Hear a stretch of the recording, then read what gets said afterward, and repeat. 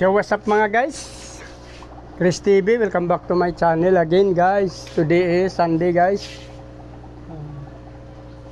May 26. Dito kasi guys sa aking mga tab sa labas, magpapakain sana ako. So napansin ako bakit lumaki ang puwang. May dalawang bakal ako ditong malaki guys, oh. Dalawang bakal ditong malaki hinugot. Since umulan kagabi hanggang umaga, napansin ko lang ba't nagganito yung arrangement ng aking tab. So naalaala ko pala may dalawang bakal ditong malaki. So mamaya i-review ko na lang CCTV kasi may CCTV naman ako dyan.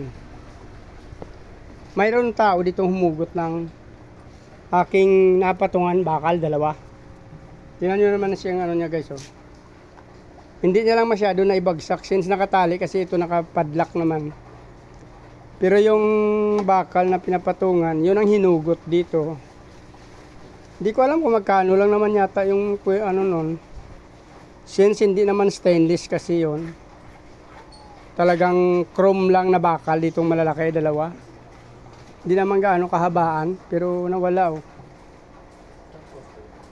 Kaya napapansin ko lang bakit lumaki ang puwang, tumagilid.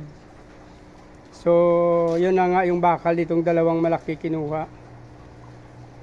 Pero mamaya i-review na lang natin si TV kasi magkano lang naman, sigano lang naman sigurong presyo ng bakal na yon.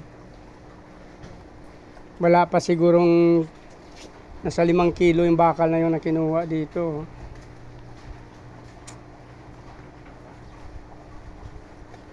Hindi naman magpipresyo siguro 50 pesos, yung 20 pesos lang. Buti hindi bumagsak yung tab na to kasi may mga fish yan, mga maliliit na isda ito guys. Yan.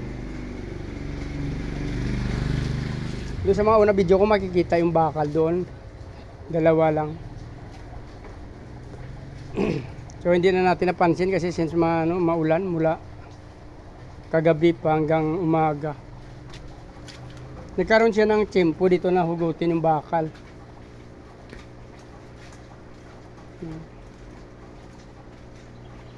Hindi ko alam kung kailangan niya sa bahay niya o ipapatimbang. Pag pinatimbang naman siguro hindi abot sa 100 presyo nun eh.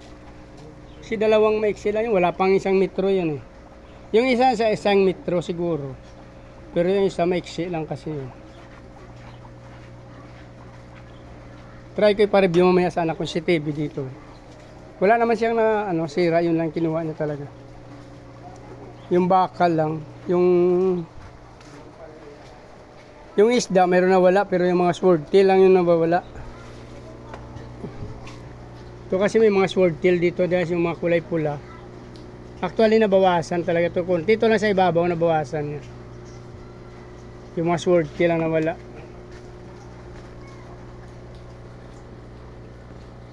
Yan o, nagtataka ako bakit.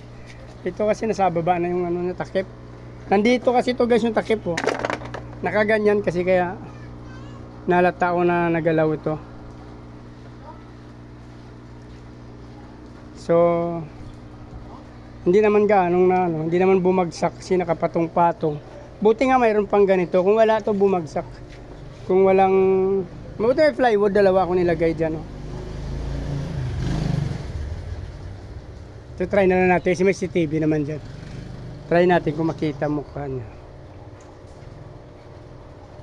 Magkano naman presyo nun. Nalupit nga. Mga tao talaga. Mayroon talaga tao sa mundo na maliit na bagay talaga. Hindi mo talagang tao talaga. Mayroon mga kalukuhan, no?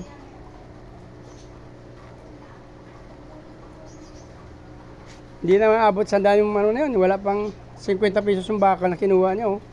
Puti bumagsak. Hindi naman gano'ng natapon yung mga isda. So dito na lang guys, tapusin natin review na lang si TV para malalaman natin. Magandang umaga guys. Buti yun lang nakuha niya. Please like, para subscribe na lang guys. Mamaya makikita natin si TV. Maraming salamat. Mabuhay kayo hanggang gusto niyo. Bye.